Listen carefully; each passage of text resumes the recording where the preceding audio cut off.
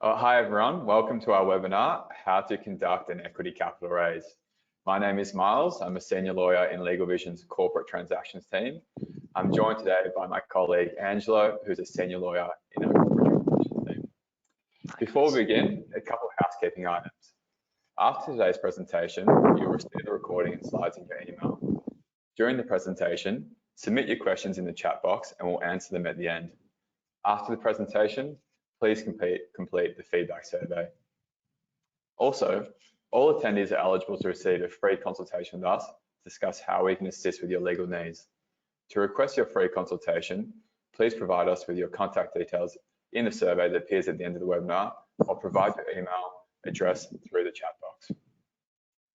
In today's session, we'll be covering the following topics: preparing for the raise, shareholder approval, agreeing on the key terms of the raise, preparing and negotiating the suite of transaction documents, and post-completion activities. At the end of the webinar, we'll be answering some of your questions. So please submit your questions through the webinar, through the chat function, and we'll answer them at the end. And now Angelo will speak about preparing for the raise.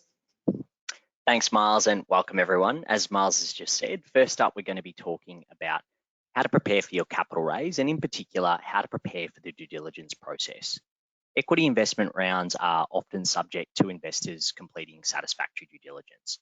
And due diligence refers to investigations undertaken by an investor in relation to the company for the purposes of determining whether the investor should actually invest in the business and whether there are any material risks in connection with investing in the business that the investor should be aware of. It is important to acknowledge that due diligence isn't actually a prerequisite for all equity investment rounds, but it is quite common, particularly where the size of the investment round is significant and the investors participating in the round are sophisticated or professional investors, such as venture capital funds or high net worth angel investors. And that's typically because these investors are usually investing significant amounts of money, and therefore they're generally taking on a large degree of risk. So from their perspective, they want to be sure that they're making a sound financial decision by investing in the business. And on the other hand, and from the company's perspective, it is really important to prepare for the due diligence process before it actually commences to ensure that that process doesn't delay completion of the funding round. So how is it that we actually prepare for the due diligence process? So ideally, before or while preliminary discussions are taking place with investors, the company should start compiling all the documents and information that it intends to include in its data room. A data room refers to the virtual storage location storing all the due diligence materials that the investors will examine as part of the due diligence process. Now, the list of materials that you can include in a data room is fairly extensive, so we won't go through all of them today.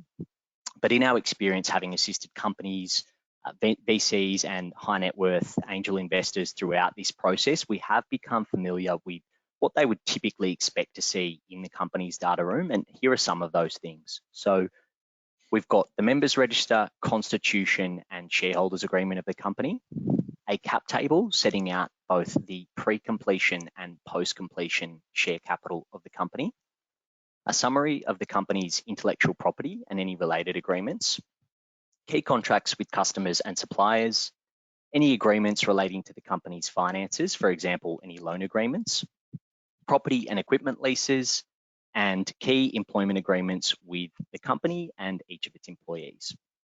As I mentioned earlier, this isn't an exhaustive list of all of the items that can be included in the data room. And to the extent that we are assisting companies through the due diligence process and they don't have these items in place, we will help them implement them. Over to Miles to discuss shareholder approvals. Great, thanks, Ange. So when raising capital, it's imperative that each shareholder is aware of the raise, as they'll either participate in the raise or be diluted by the incoming investors. Once you determine the key commercials regarding the raise, such as the round size and the price being paid per share, you should notify the current shareholders to see if they would like to participate in the round. The first key concept to understand is preemptive rights. When raising capital, chances are that shareholders in the company will have preemptive rights, either under the company's constitution or the shareholders' deed. Preemptive rights give shareholders the right to take up their pro rata allocation of shares in the round.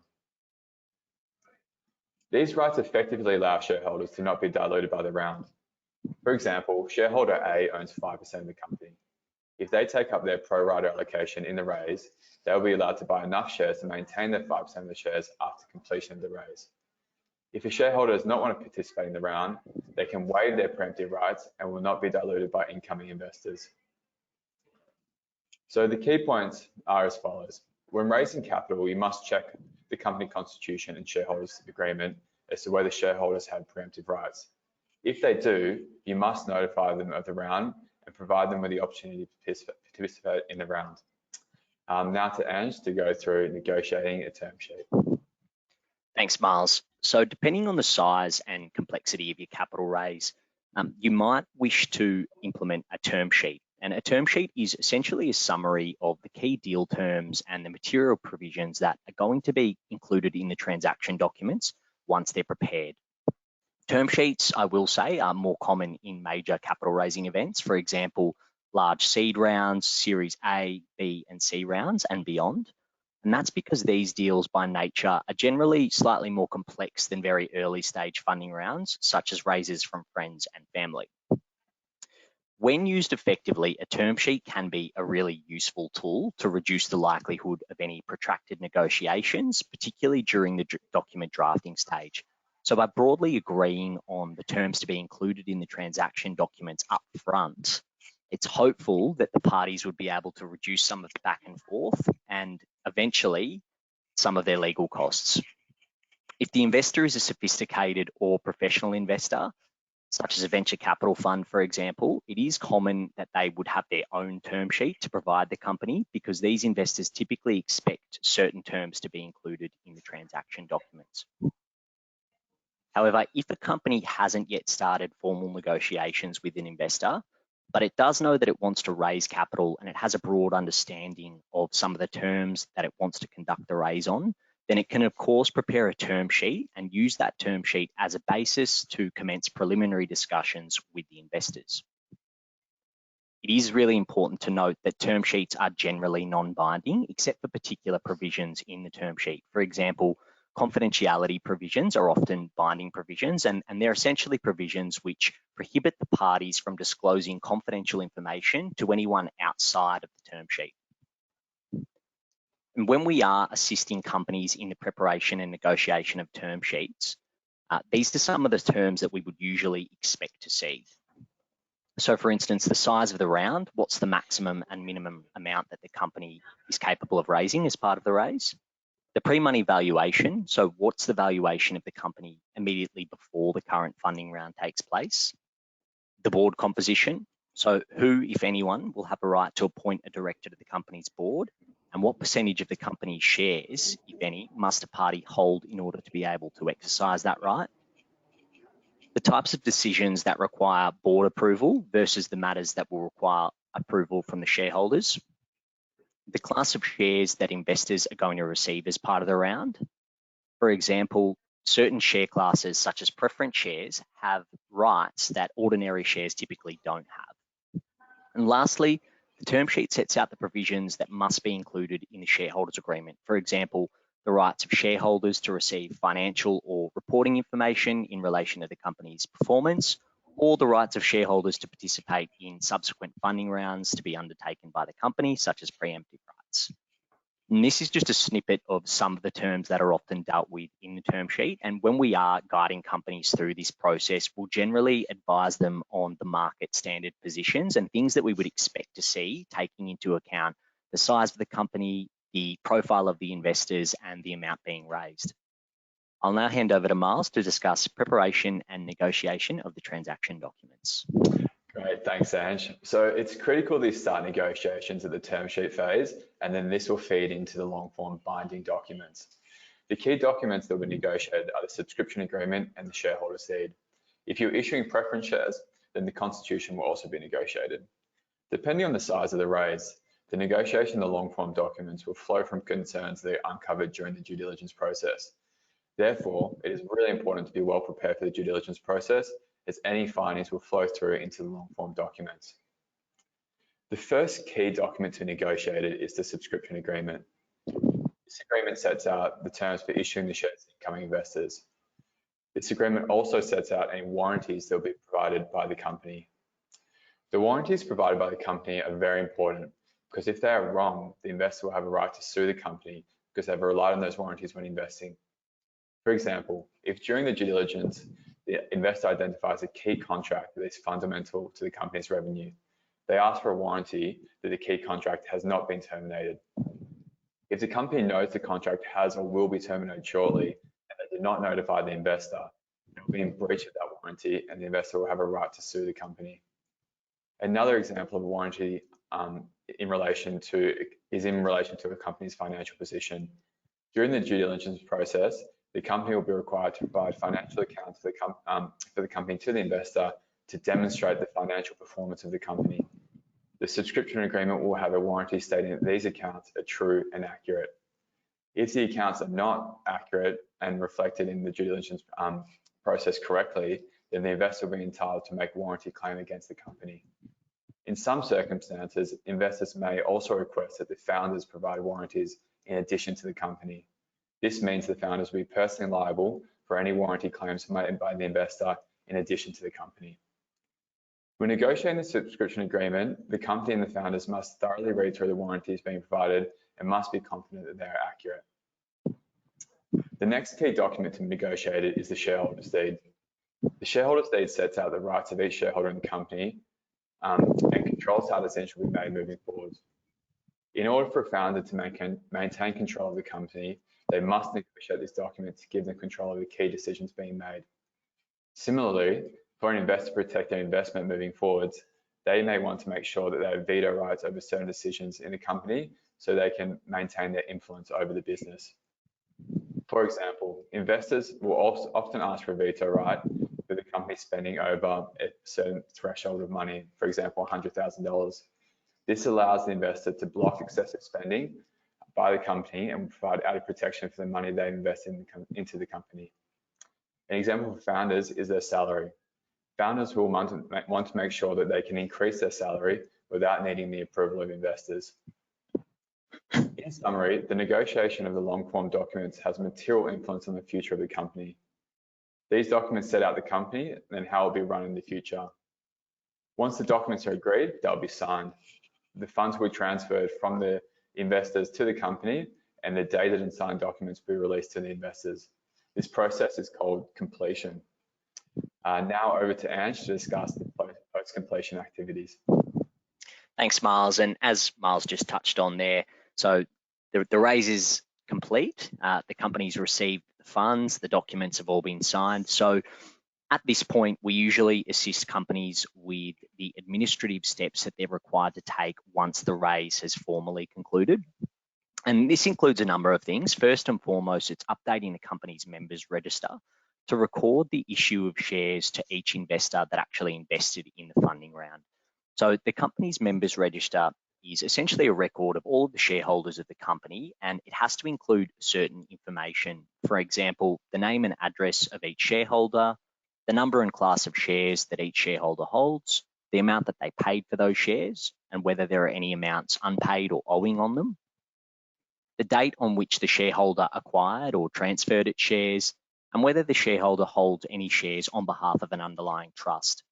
And when companies are preparing their members register, we would usually suggest that they get that document verified or checked by their accountant or lawyer, just to ensure that it's been updated correctly, because there are legislative requirements of the things that must be included in the members register under the Corporations Act.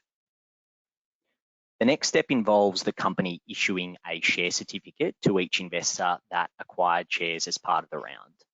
A share certificate is, as the name suggests, a certificate which is personal to each shareholder and records the exact number and class of shares that each shareholder holds in the company and the date on which the investor acquired those shares. Share certificates have to be signed by the company as well.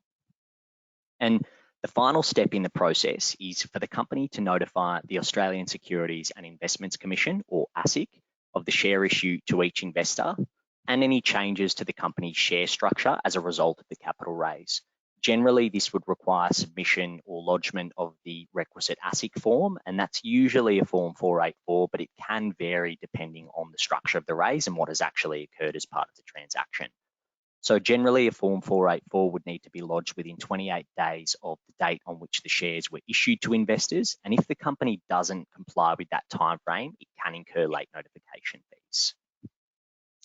Over to Miles to wrap up today's content component of the webinar. Great, yeah, so congratulations. We've all just done a capital raise together. The key takeaways today are really as follows. So make sure you are as well prepared for the due diligence process. Get started early on setting up the data room. The negotiations start with the term sheet. It is critical that this document is negotiated as it will set the tone for the rest of the transaction. The negotiation of the subscription agreement and shareholders' deed will materially impact each shareholder and the future of the company. So make sure you heavily negotiate these documents in light of the fact that it will dictate the future of the company and it will impact each shareholder. And after the deal completes, don't forget to do all your post-completion activities and make sure everything is finalized properly. So yeah, thanks for joining today. That concludes the main part of our webinar. You might find our publication useful. You can download our Startup Equity Toolkit, which includes a template term sheet and cap table via the handout panel or by scanning the QR code on the slide. We also have an upcoming event that may interest you on investor readiness strategies for raising capital. So that looks like a really interesting webinar. So I recommend tuning into that one. We're going to be going through to answer your questions shortly. While you submit your questions, we'll take a minute to tell you about our membership. LegalVision's membership is a cost-effective alternative to expensive hourly rates you experience with other law firms. For an affordable monthly fee, you receive cost certainty and all-inclusive legal services, including unlimited document review, including drafting, amending, and reviewing business contracts and commercial leases. It includes unlimited advice consultations with our team of 100+ specialist lawyers, including business structuring, employment, and more, and unlimited domestic trademark registration. As a LegalVision member, you won't have to worry about the cost of lawyers ever again. Think of it as having your own in-house legal counsel. We'll take care of all your business as usual legal work so you can focus on running your business. And if you are an in-house legal counsel, our membership is a cost-effective solution for outsourcing any legal work. So to learn more about our membership and how it can help you, request a free consultation when the survey appears at the end of this webinar. We'll now go through and answer some of your questions. I think Angela's been some great ones come through, and you've got one lined up ready. Yeah, certainly. So one that's come through is, should I consider issuing shares with voting rights or without voting rights as part of my capital raise? So this is actually a question that we do get asked quite frequently by clients.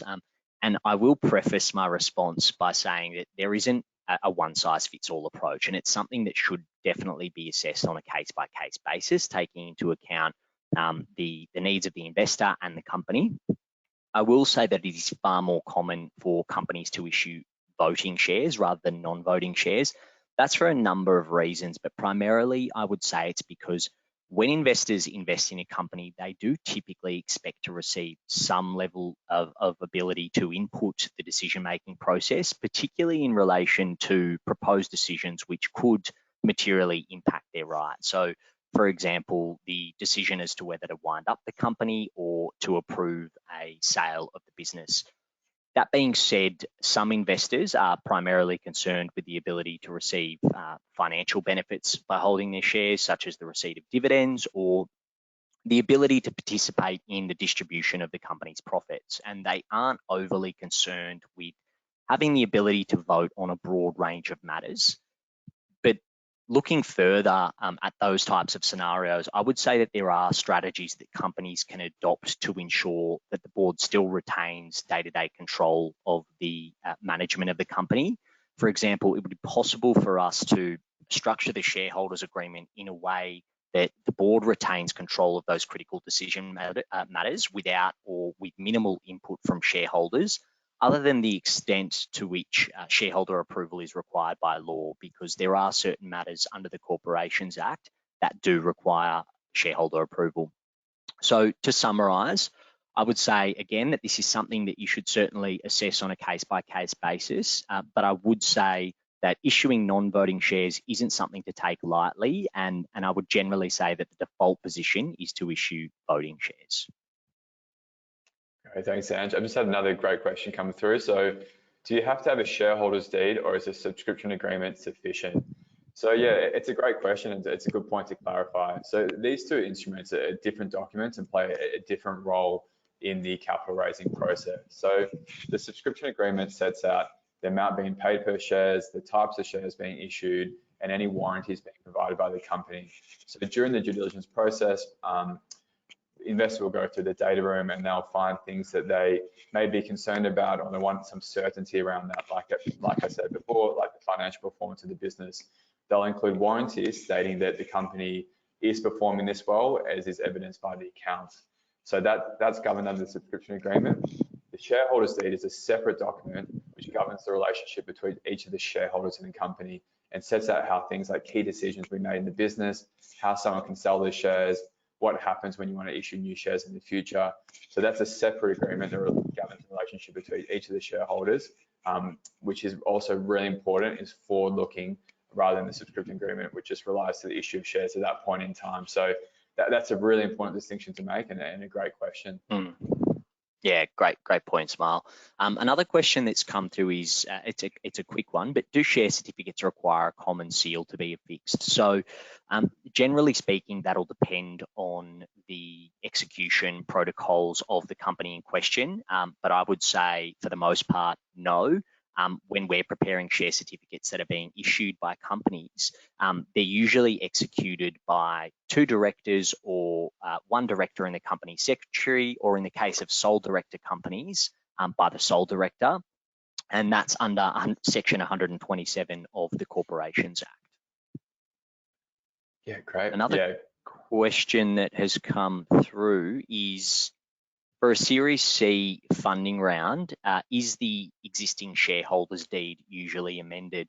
And again, that's something that does need to be assessed on a case-by-case basis. So there are two possible approaches here. Approach A is the existing shareholders' agreement of the company is acceptable, and the investors that are participating in the Series C funding round are happy to become shareholders of the company on the existing terms that are set out in the company's shareholders' deed. And if that's the case, then it would theoretically be possible for those investors to sign what's called a deed of accession to the shareholders' agreement. And that just means that the shareholder or the new investor is agreeing to be bound by and observe the terms of the company's existing shareholders' agreement. Option B, or scenario 2, is where the investors that are investing in the round are investing on terms that are different to the existing terms on which the shareholders have previously invested on. And if that's the case, and some of the rights or provisions under the shareholders' agreement need to be amended to reflect the updated terms, or perhaps special rights that are being conferred on that new investor, then the parties would need to amend or renegotiate their shareholders' agreement. It is something that needs to be assessed on a case-by-case basis. But for a Series C round, which is a major funding round, I would say more likely than not, without having seen the shareholders' agreement of your particular company, more likely than not, it's probably going to need some amendment. Yeah, great point, Ange. And flowing from that, there's another good question here. So do ESOP pools typically get agreed at each raise? So that's something that is quite standard in terms of the term sheet. So typically the term sheet would set out how much the valuation of the business is, including what the ESOP pool will be post-completion. So it's a great question, and normally through that process, because everyone will be diluted by the new ESOP pool, it's agreed that the investors will set aside 10% of the equity in the company to put towards incentivizing key staff to come on. And effectively it allows to reset, so the company can have a pool to incentivize potentially a new CTO to come in, or a new CRO to come in and use some equity to incentivize people, while also being aware that, you know, it's only going to be 10%, it's not going to be more than that at completion of the raise. So that's a good question. It typically does reset at each round. Yeah, great question. Another great question that's come through is, if somebody owns a majority of shares, for example, 60%, can they make all of the decisions of the company, or do they always need to ask the minority shareholders? So in that case, it ultimately comes down to what the decision-making thresholds for shareholder decisions are in the company shareholders agreement. For example, if the shareholders agreement states that shareholder decisions or the matters that are determined by shareholders can be decided by ordinary resolution, and that resolution requires only 50% approval, then obviously a shareholder holding 60% of the shares could theoretically approve that decision without any input from minority shareholders. That said, it would also be possible for the shareholders agreement, and it's quite common for the shareholders agreement to require shareholder decisions to be approved by a higher threshold, say for example on special resolution matters, which requires, generally speaking, 75% approval. So in that instance, a shareholder holding 60% of the shares wouldn't be able to unilaterally approve critical shareholder decisions without some level of approval from minority shareholders. It ultimately will come down to how the decision-making processes and thresholds are set in the shareholders agreement in question. Yeah, that's great, Ange. So there's a good question here regarding company valuations and how you determine that. In this scenario, the company has no trading history and only has 18K pre-sales, and there's a dispute regarding what the actual valuation of the company is. So there's many different ways to value companies. VCs have models they use, accountants have models they use to value companies, but a lot of the time will come down to what you're willing to pay for that company and the valuation of that. So in terms of investing in a company, if you don't think that valuation's accurate and you have, you know, your accountant or your financial advisor or you work for a fund and you think your model's more accurate, you're completely entitled to challenge that valuation on the basis that you've come up with on your calculations and negotiate that with the company. And that's a pretty standard process to go through. Obviously, the company wants the valuation to be as high as possible, and the investor wants to get the most equity for their cash as possible too. So a very common issue to have, and it's worth negotiating if you can. Yeah. Another question that's come through is, if sophisticated investors provide the company with their own term sheet, how do the terms often differ within these term sheets, and how should founders manage that? There's a few things that we could unpack in this question, but to keep it quite high level, generally speaking, the sophisticated investors, particularly where they're kicking in a lot of money, might expect certain rights. For example, they might expect the ability to appoint a director to the company's board, or they may expect more regular reporting information or rights to be provided to them by the company. The other thing to note would be, if the investor is contributing a large sum of money, they might expect for a different class or a new class of shares to be issued as part of the round. So that could be a class of preference shares as opposed to, say, the ordinary shares that may already be on issue in the round. And if that's the case, the term sheet might then deal with the standard protections that the investor would expect to receive if they're receiving a class of preference shares. So for instance, anti-dilution rights, so a right that protects the investor in the event that the company raises a lesser at a lesser valuation in a subsequent funding round, or a right to a particular liquidation preference. So that could be a right to receive a certain amount of money back in the event that the company is wound up. So the terms can really differ, and ultimately they'll be more structured towards protecting the investor's investment if the investor is a larger fund or a sophisticated investor. Great. I've got a good question here, and it's worth discussion having. So how much time is required ordinarily to complete a raise from start to finish? So, I mean, Ange could get you a safe in about half an hour if you want to close out a safe round in a day. But for a price round, typically that process takes a lot longer. So touching on there with things like safe notes, where you're not negotiating things like a subscription agreement or a shareholder's deed, and that's delayed to the process when you do the price round, those rounds can be closed out very quickly over a week effectively. For a price round where you're going to have a term sheet, a subscription agreement, and a shareholder's deed, that process does take much longer.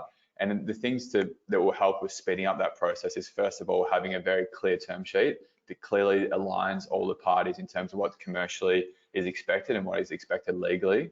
The second step to make that process quicker is having a data room that has everything that the investor needs to see in there. So everything from financial reports, employment agreements, IP, anything to do with previous transactions. The more information you can put into that data room and stop the investor needing to ask for requests for further information will speed up that process and will lead to the long form documents being drafted more quickly.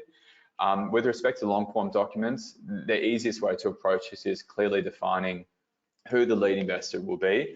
And the lead investor is typically who's willing to put the most money in. So if you're doing a $5 million round and someone's throwing in $3 million into the company, they will be the lead investor and they'll be calling the shots in terms of the terms negotiated in those long form documents. If they act reasonably, then yeah, the process moves a lot quicker. So our advice in terms of making things move quickly is having a really clear term sheet in terms of the commercials and legals regarding the deal, and then having a really solid data room with all the information the investor needs to see, and that will speed up the process in terms of drafting up those long form documents. Yep, spot on, Miles. I think we've got time for one more question. And one question that's come through is, for board appointment rights, do you always have to nominate a minimum shareholding percentage that gives rise to the right to appoint a director? Or is it sufficient for smaller companies to simply identify the specific shareholder that has that right? That is a fantastic question, and the answer is no. You don't always have to have director appointment rights tied to a minimum number of shares that a particular shareholder holds. The shareholders agreement can simply nominate a shareholder as having a director appointment right. For instance, it's quite common for the founder directors to have what's called an entrenched director appointment right. So they're essentially entitled to appoint a director for so long as they hold any shares in the company. That's not, tied to a 10% shareholding or a 5% shareholding. It's just for as long as they're shareholders of the company. Awesome. Well, thanks for that, Ange. That's all the time we have for today. So after this webinar ends, you'll be invited to complete a 30-second survey. We'd be really grateful for your feedback.